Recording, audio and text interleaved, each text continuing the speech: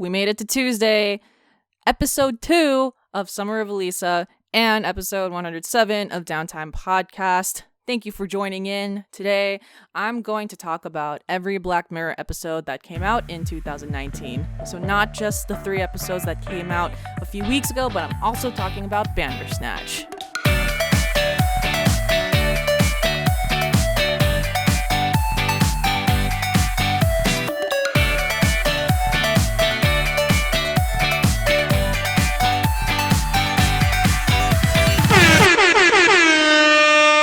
I'm going to go through all 4 episodes of 2019 Black Mirror. Please note that this is going to be a bit of a spoiler cast, so if you haven't seen this, you probably shouldn't tune in, especially because if you're a fan of Black Mirror, you never know what you're going to expect for each episode.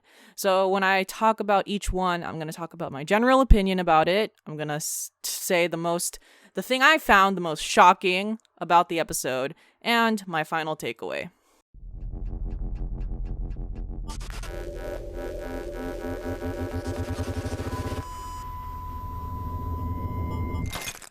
First, I'm going to talk about Bandersnatch. So Bandersnatch was released at the beginning of 2019, and it was marketed as sort of this choose-your-own-adventure movie on Netflix.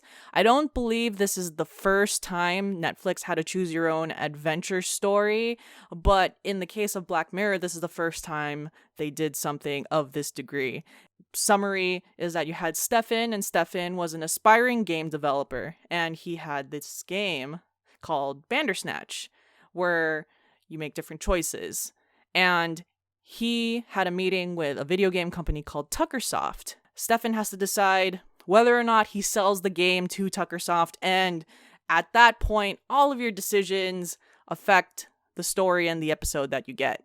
So some notable people in this is Fionn Whitehead plays Stefan, and Will Poulter, who I know from the movie with Jennifer Aniston, the one, We Are the Millers. There you go, We Are the Millers. He plays a famous game developer who works in Tuckersoft and partners up with Stefan when helping create Bandersnatch and making it come to life. So my general opinion is this is my favorite episode of 2019 because of the sheer amount of choices and all of the different and the range of everything that you have to do. So you make choices when Stefan's going through therapy. You make choices when he's in his room in front of his computer and on his bed. You make choices when you're eating breakfast. You make choices when you're doing drugs with Colin. And then even in the final scenes, you make choices of whether or not you should let someone barge into your house. So there's just a lot. There's a lot of things and a lot of different endings that you can get. The most shocking thing about this episode was Stefan in the beginning of the episode making a decision whether or not to sell the game to Tuckersoft. And if you decide not to sell to Tuckersoft, it goes on this crazy adventure, and you do a lot of these things with Colin, and you have a mental breakdown, and the story majority and the bulk of the narrative of Bandersnatch falls there. If you decide to sell your game to Tuckersoft, if you sell Bandersnatch, the episode ends almost immediately, and the episode ends with Stefan sitting on a couch with his dad, and there's a video game reviewer, and he straight up says, like, this game is, like, 1 out of 5 stars, or, like, 2 out of 5 stars. And that was the first decision that I made in the game, in the TV show. In fact, when I was watching the episode, and it gave me that choice of, do you sell Bandersnatch to Tuckersoft? I was thinking, all right, I feel like if I sell the game to Tuckersoft, this is where the rabbit hole goes. Turns out that the rabbit hole goes fucking nowhere. It goes back to your couch. and then from there, it turns out that you have to not sell the game to Tuckersoft. So I thought that was pretty funny. And another shocking thing was just the balcony scene where you're taking drugs with Colin, and the whole scene of you two deciding who's gonna jump off the balcony. My main takeaway of Bandersnatch what you really want to do versus you're being forced to do something. And in my opinion, Stefan is happiest when he's not working on the game. Whenever you choose a decision where he either sells the game or he stops developing the game, he seems happier in the ending. Even if the episode ends abruptly, and if the episode ends, he just makes the decision. Whereas every time you make the choice of continuing working on the game, Stefan always says, there's something controlling me, or he's hesitant. What makes Stefan the happiest is the fact that he doesn't work on the game. And what I like about my abrupt ending that was only 5 minutes long is at the end, Stefan is watching the review and his dad asks, what are you going to do now? And then Stefan goes, I'm just going to create another game. So there was never any doubt in Stefan's mind that if Bandersnatch sucked, he was going to stop forever. He was going to continue working on it. So that's my takeaway of Bandersnatch. Next, I'm going to talk about Striking Vipers. Striking Vipers stars quite a few people in the Marvel Universe. It has Anthony Mackie. Anthony Mackie, the Falcon, plays Danny. And pretty much, Danny is married to this woman that he hooks up with. Her name's Theo, played by Nicole Barry. And the first time that they met, they kind of role played at a bar. And they were, kind of like playing a scene. And Danny has a best friend named Carl, played by Yahya Abdul-Mateen II. And Danny and Carl like to play video games with each other. And they like to play this fighting game called Striking Vipers. Fast forward to the future. It's Danny's birthday. I think he turns 38. And there's something missing in his life. He doesn't know what it is. And he reunites with Carl, his best friend, and they play a new version of Striking Vipers X, which is a virtual reality version of the fighting game. And when the two of them are in the fighting game, they become two fighting characters.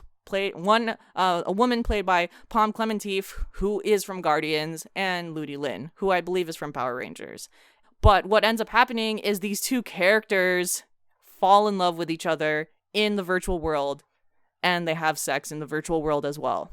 It's my least favorite episode of the 2019 bunch, and I think what I didn't like about it was it felt there was an indifference from everyone, except I think, and when I say there was an indifference, I think that the episode flatlined. I never felt a climax. I never got excited when I was watching the episode. The most shocking thing to me was the ending of the episode. And if you watched it, then you know that eventually Danny, Theo, and Carl, they all have an agreement that on Danny's birthday, Danny and Carl will play Striking Vipers in the virtual world and have sex. And Theo is able to hook up with whoever she wants in the real world, and she takes off her wedding ring while Danny and Carl are doing it. And I was really surprised it went in that direction. I thought Theo was going to break up with Danny, or Danny was going to leave her for Carl, and I just thought a lot of things that ended up not happening, especially if you were see, that's the thing. Physically cheating, emotionally cheating, there's a lot of arguments you can make. But that shocking moment, the birthday agreement, leads to my takeaway, and is that there's a lot of fluidity in sexuality these days. And what exactly is your sexuality if you are in a virtual world? I think the point of the episode that was that Danny played a video game guy, and then not Theo, but Carl played a video game girl character, and it those two characters fell in love with each other. But in the real world, when Danny and Carl decide to kiss to see if they like each other like that. They don't. And I know that a lot of people are saying, no, Danny and Carl actually like each other. There was a hesitancy, blah, blah, blah. But if Danny and Carl liked each other, I don't think we would have this birthday agreement. So maybe it was the sensation of how it felt in the virtual world, but when we reach this point in society where virtual reality is also haptics, are people going to do this type of thing? And do you think that counts as physically cheating, emotionally cheating? Do you think nothing of it at all?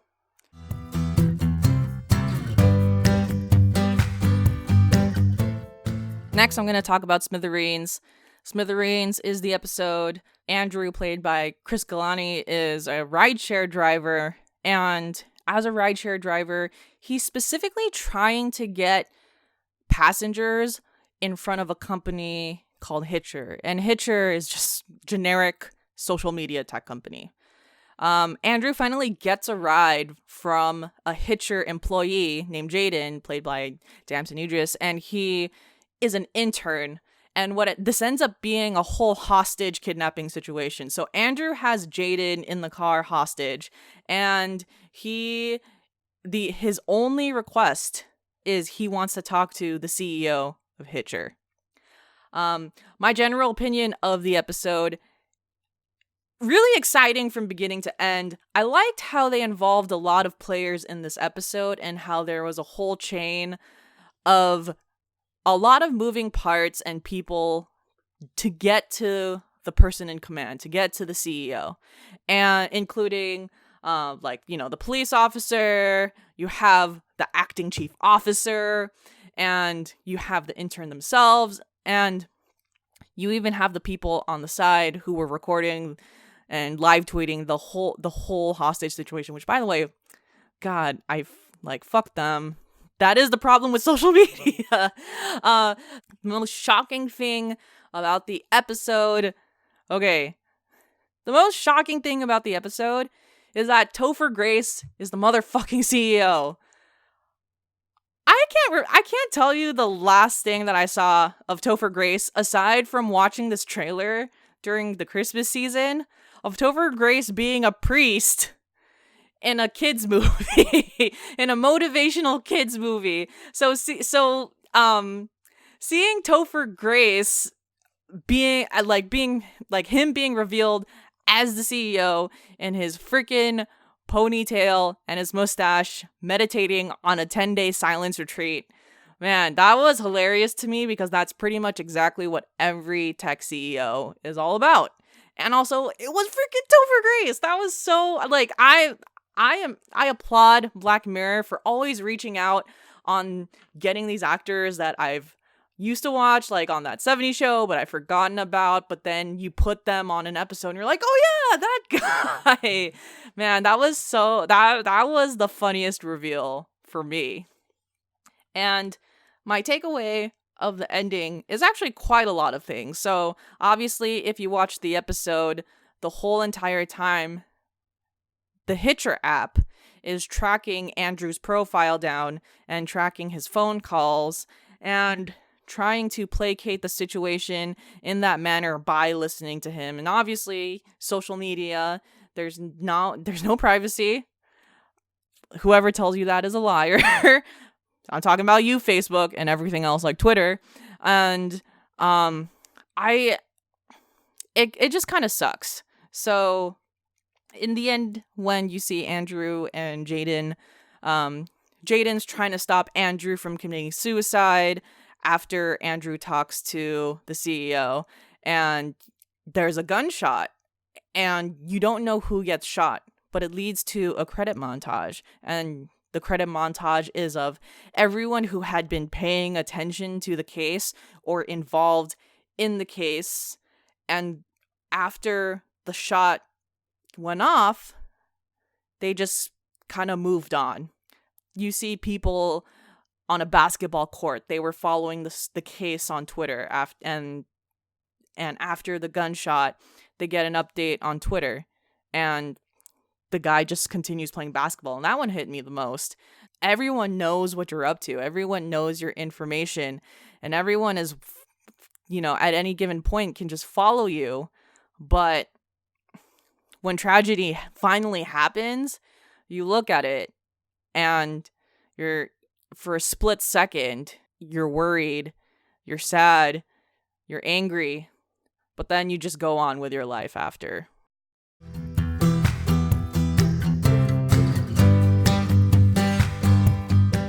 Finally, I have to talk about Rachel, Jack, and Ashley too. So, Rachel and Jack are two sisters. Their mom died recently, and they moved to a new city, new school, and Rachel is obsessed with the singer named Ashley too, played by Miley Cyrus. And you have Jack, who has kind of grown up to like rock music. So I used to watch Hannah Montana. In fact, when Hannah Montana was on, that was the age that I was watching all the Disney shows. And if you know Miley Cyrus and if you followed her, this episode is a biography and loose adaptation about what happened between her and Disney. And you can't tell me otherwise that it's 100% Disney. There's just no way about it. And the dad, who's an exterminator, is trying to create a mousetrap. So mousetrap, Mickey Mouse, Disney, there's just all of these different things. So I enjoyed this episode. I know a lot of people did not like this episode, but the fact that I had context to Miley Cyrus's real life, this was really interesting for me. And the most shocking moment of this episode, two. One, clearly, when Ashley's aunt and manager, they drug her. Oh my God. That, like, they're eating, Chinese food, or they're eating Mexican food. And it's the first time that Ashley admits to her aunt and manager that, she doesn't like doing pop music. She wants to do rock music. And then the reveal that all of her pills were grounded into her food and Ashley went into a coma was insane. I audibly gasped when the aunt revealed that. Man, so sneaky. By the way, the actress who plays the aunt, her name's Susan Porfer, did a wonderful job playing the aunt because I hated her ass the entire time. She did a great job playing the villain.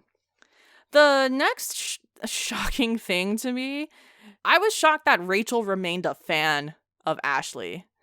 And because there was in the credit montage the set of Ashley fans who were a fan of her when she was a pop star, but then when she went to her true persona, they left the concert. Whereas Rachel was just chilling at the bar with, by the way, the Ashley 2, Siri, Alexa thing. And, they were just chilling. But what I wonder is Rachel actually a fan of Ashley still? Or was Rachel, the fact that she did bring that little thing with her, that little Ashley 2 with her, it was, Rachel does not really like Ashley for who she is. She likes the Ashley that was the pop star. The Ashley 2 at that current state was her real personality. Then again, her sister was at the concert too, and at that point you assume that Rachel and Jack have a better relationship. There's two takeaways from this episode. The main one is don't be surprised that a lot of successful musicians and a lot of pop stars don't have creative control over their stuff. And two, fandoms. And when you don't have creative control and you're putting out a certain type of thing, you are catering to a certain type of fandom and audience. And there are people who are going to turn their backs at the inkling of doing something different. It really has a lot of tropes that would be of the misadventures of some kids who are teenagers. So if I had to rank the episodes of Black Mirror, number 4 would be Striking Vipers. Number 3 would be Rachel Jack Ashley 2. Number 2 would be Smithereens. And number 1 would be Bandersnatch, of my favorite Black Mirror episodes of 2019. If you have an opinion of Black Mirror, you can post it anywhere where we have the podcast, Stitcher, Podbean, and we will reply to your comment. You can go on www.downtime.live. You can join our Discord. There's a link there. Or you can go to the contact page and leave a message there. You can email us at contact@downtime.live. And if you liked this episode, if you liked the podcast, leave a review on Apple Podcasts. I found out that iTunes is ending in the next week, so join Apple Podcasts, leave a review, rate us 5 stars. All right, stay tuned for tomorrow's episode. If you've played Danganronpa Trigger Happy Havoc, the first game in the series, I am having a spoiler cast on that as well. Episode 2, Tuesday episode, Summer of Alyssa, episode 107. We out here.